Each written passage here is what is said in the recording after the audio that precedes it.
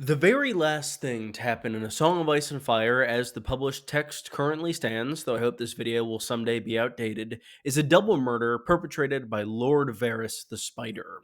He emerges from the walls of the Red Keep, where assumedly he's been hanging out with Tyrion, to kill Grand Maester Pycelle and Lord Regent Kevan Lannister. Before slaying the latter, who happens to be our viewpoint character for this epilogue chapter, Varys goes on a monologue explaining his motivations and revealing his true colors as a supporter of the boy claiming to be Aegon VI Targaryen. This final chapter gives us fresh insight into a character who's remained an enduring mystery throughout all five books, informing us as to his motivations behind past actions and setting up his future plans. Today, I'm going to go in depth on that final scene, discussing the layers of red herrings the spider is weaving in order to create a billion different suspects for these two murders, and how this single event ties into both Varys' past on the Small Council and his future pivot to openly supporting Aegon VI. As is the case when assessing any crime scene, it's vital to determine the method of death here. Kevan is easy. At the start of the scene, he's shot in the torso by a crossbow bolt as he enters the Red Keep rookery. This is actually the same crossbow that killed his elder brother Tywin. However, unlike his elder brother, he seems to survive the wound, and it seems as though it would not ultimately be fatal, at least not for a while. Varys' aforementioned monologue goes on for quite a time, and Kevan stays alive throughout all of it. It's not until the very end of the chapter that we arrive at Kevan's death, which arrives in the hands of Varys' little birds. He's stabbed likely dozens of times, and the scene ends. We've quite a bit less information about Pycelle. He died first, prior to the Lord Regent's arrival in the chamber. It seems as though he was bludgeoned to death. Kevan describes his head as a pool of blood with chunks of brain scattered on the desk beneath a white raven. Pycelle's death is also treated as kind of an afterthought to this scene, to the point where I've encountered people who have forgot that he even died at the very end of A Dance with Dragons. But despite being less of a point and less prominent than Kevan's death, Pycelle's doom is a crucial component of Varys' motivation behind this attack. You might be thinking, Varys' motivation is obvious. He states it directly, to destabilize the realm and allow Aegon to easily ascend to power. He also outlines exactly how he intends to do this, by removing Kevan as a stabilizing force to the realm, and to cause all parties at court to blame each other for the deaths. Killing Kevan for that specific purpose makes absolute sense. Killing Pycelle is a bit of a further walk. Pycelle isn't as much of a stabilizing presence in the capital. Yes, he's wise and pretty good at assessing situations most of the time, but no one on either side really listens to him. At this point, he's clearly a Lannister crony, so the Tyrells really disregard him, and both Kevan and Cersei think him incompetent. I think Varys used the same justification internally to kill Pycelle, but his real reason was far more human. I think the spider partially wanted revenge. The roots of this revenge tie far back into the end of Robert's Rebellion. If one singular person is responsible for causing the sack of King's Landing at the end of that war, that person is Grand Maester Pycelle. It was he who urged the Mad King Aerys to throw open the gates to Tywin Lannister, allowing for the monstrous events of the day to unfold.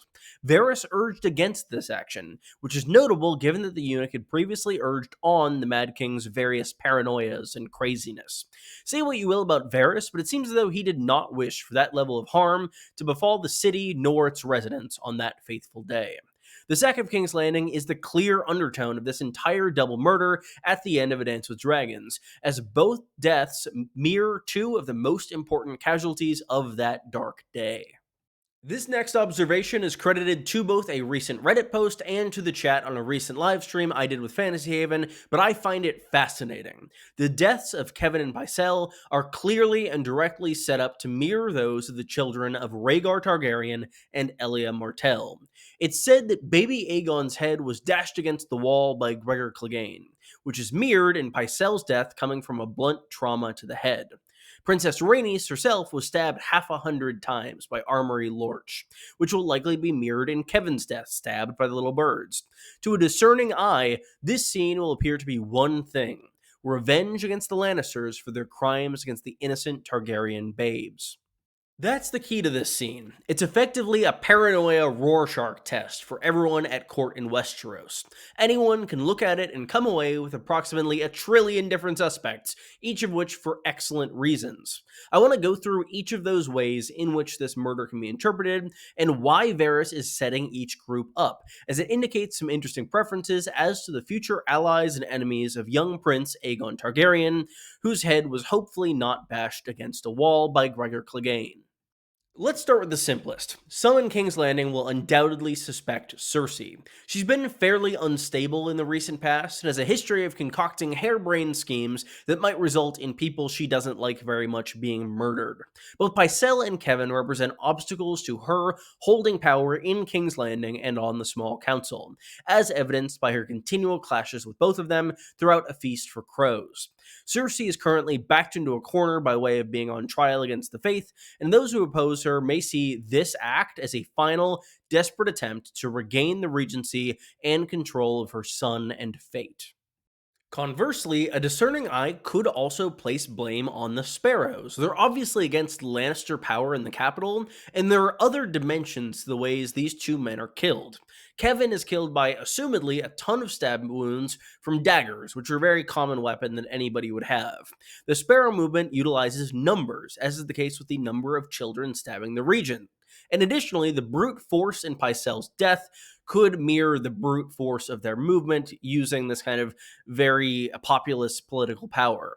They know, or at the very least have reason to strongly suspect, that the Lannisters had the previous High Septon killed, so why not take revenge in this way?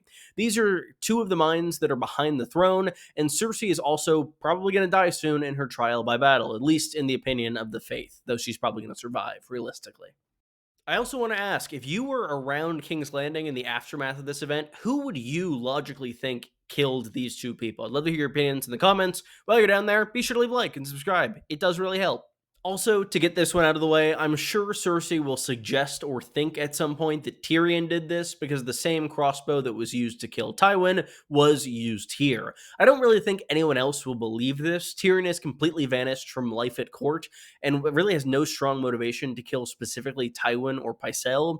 Even if you believe that he killed both Joffrey and Tywin, which many people do, Tyrion had a strong reason to kill both of those individuals, who either continually harassed and humiliated him or literally sentenced him to die. The Tyrells are also suspects, but I think Varys actually had to do a little bit of extra legwork to make them fit that role perfectly. If only Kevan had been murdered, some may have suspected that it was a power play by the other most powerful house in the capital. With that said, Kevan being dead doesn't increase their hard power in any way. The regency will continue with a Lannister being the king's only blood family left. With that said, killing the Grand Maester opens up a vacancy that the Tyrells have already directly plotted to fill in the recent past. When Tyrion imprisoned Pycelle in A Clash of Kings, the conclave of Maesters, topical, at the Citadel deliberated to select a new Grand Maester for the Seven Kingdoms.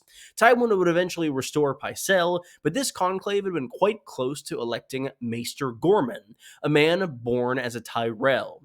Given that a member of their house was publicly very close to being appointed to this very high office, the Tyrells definitely have a reason to take out the Grand Maester, as well as motivation to strike at the Lannisters generally, who recently caused so much trouble for their family in the capital. I've already discussed a bit as to why the Martells could be suspect for this double murder, specifically that the deaths in Dance's epilogue directly mirror those of the half-Martell Targaryen children during Robert's Rebellion. Beyond this framing, the Martells do have clear cause to seek vengeance against the Lannisters, that being the entire plot in Dorne revolving around people disagreeing on how this revenge is best carried out. These murders also come fairly close to the arrival of several Dornish agents and Princess Marcella at court, laying a bed of suspicion before that group even arrives. I think the implication of the Martells is one of the most interesting parts of this murder. I've never seen it discussed as such, but I believe it's strong evidence as to Aegon not being the same Aegon whose head was bashed against a wall by Gregor Clegane.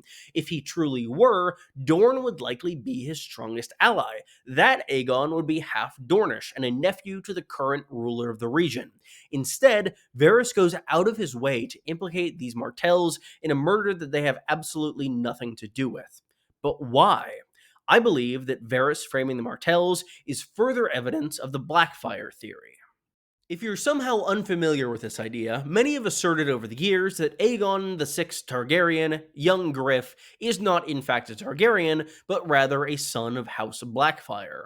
This is a cadet branch of the Targaryens who fought and lost a series of 5 wars, each of which attempting to claim the Iron Throne. We've heard about this family being extinct through the male line, but that very obviously draws focus to the idea that a female Blackfire could have survived and continued their lineage. This distaste for Dorne makes absolute sense for a Blackfire claimant. A big reason for the first Blackfire rebellion was dissatisfaction amongst some nobles regarding the way Dorne had been welcomed into the fold of the Seven Kingdoms. Dorne was not yet a part of the wider country until King Daeron II Targaryen married into their family, this being the half-brother of the bastard Daemon Waters, also later called Daemon Blackfire, founding that house. This new region was bound into the realm and the royal family, and Daeron's children, the ones who fought most of the wars against the Blackfires, were all half Martell, half Dornish. Bringing dishonor to the Martells just before a politically sensitive invasion makes absolute sense if it was carried out by an agent of the Blackfires. All of that being said, it seems pretty likely that Aegon's cause is still going to end up in bed with the Dornish, in more than one sense if Aerion does what I think she's going to do. I don't think this result is anticipated by either side of this conflict, and I think that it is very much kind of exacerbated by Varys framing the Martells, so I think if he intended to work with them, he wouldn't implicate them in this double murder, so it might be interesting to see them accidentally on the same side. I think it's important to discuss the Blackfire theory in the context of this epilogue chapter, because one of the most commonly cited pieces of evidence, I'm doing air quotes, against it, comes from this scene. Deniers commonly say, oh, why would Varys lie to a dying Kevan? What's the point of further obscuring things if there's no chance he survives anyway? There are a lot of reasons I dislike that criticism of the theory. First off, this is a story. Martin isn't going to just drop a reveal this massive in a conversation where none of the relevant characters are present, where our viewpoint has no real connection to the issue at hand. Additionally, and more relatedly, Varys knows better than anyone that the walls of the Red Keep have ears. He undoubtedly owns a lot of those ears, but I also think he's worried about word passing from his little birds to other information gatherers, most likely Littlefinger. Should Pycelle figure out Aegon's true heritage, he would have a massive piece of leverage over Varys and could threaten to topple the young king's reign very early on. Dance already has one plot about a mute boy passing along very sensitive information, and I imagine Varys would work to ensure that none of his little birds follow in Wex's footsteps and undo his plots. Littlefinger and the Spider also aren't the only spy masters in our story. People often forget that Aegon already has a spy master, a Lysene individual by the name of Lysono Mar. Given that context, Varys' speech almost reads as something of an audition to Aegon. It's his version of the sack of King's Landing. He's doing something dishonorable to curry favor with a new claimant. While it's clear that Varys and Illyrio are the minds behind the man being Aegon, I could still see Varys needing to prove himself a bit to actually join the young king's court, as he's worked for the usurpers for nearly 2 decades at this point, and I don't think that Aegon knows that he himself is a Blackfire, nor does Jon Connington. Giving this speech and preparing the ground for Aegon's arrival seems like a great way to prove his value to the young ruler before their eventual meeting. The Ravens might also have a role to play in this concernedness from Varys. They're around this scene. The thing that ostensibly summoned Kevan to Pycelle's chamber was this white raven, which marks the changing of seasons in Westeros. They're sent out from the Citadel across the realm to show that winter has come in this instance. Ravens are known to repeat different things, as we know from Mormont's Raven, and I imagine it would be somewhat weird if this raven or other ravens around just started repeating parts of Varys' monologue and outing Aegon as a Blackfire that way. Additionally, another wrinkle I thought about is that in the Winds of Winter, King's Landing won't know it's winter because Varys will assumedly either send this white raven away or kill it or do something else with it. No other castle will really think to tell King's Landing. They'll assume, oh, the capital already knows it's winter. Of course they do.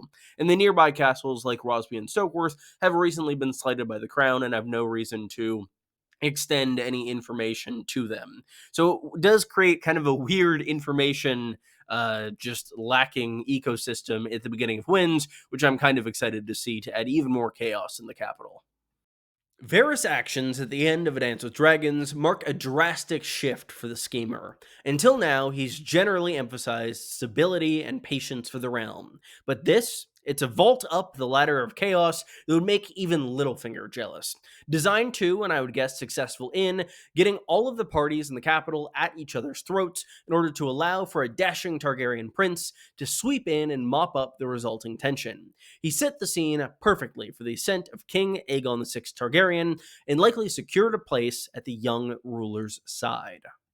What do you all think of these ideas? I'd love to hear your opinions in the comments down below. While you're down there, leave a like, subscribe, I really appreciate it, and it does really help grow the channel. I have many more videos for you on A Song of Ice and Fire, House of the Dragon, Game of Thrones, Dunk and Egg in the very near future, and I hope that you all stick around for all of those. They're coming very soon. I also have a Patreon, which is linked below if you want to help support the channel even further. So thank you again for watching. Goodbye, everyone.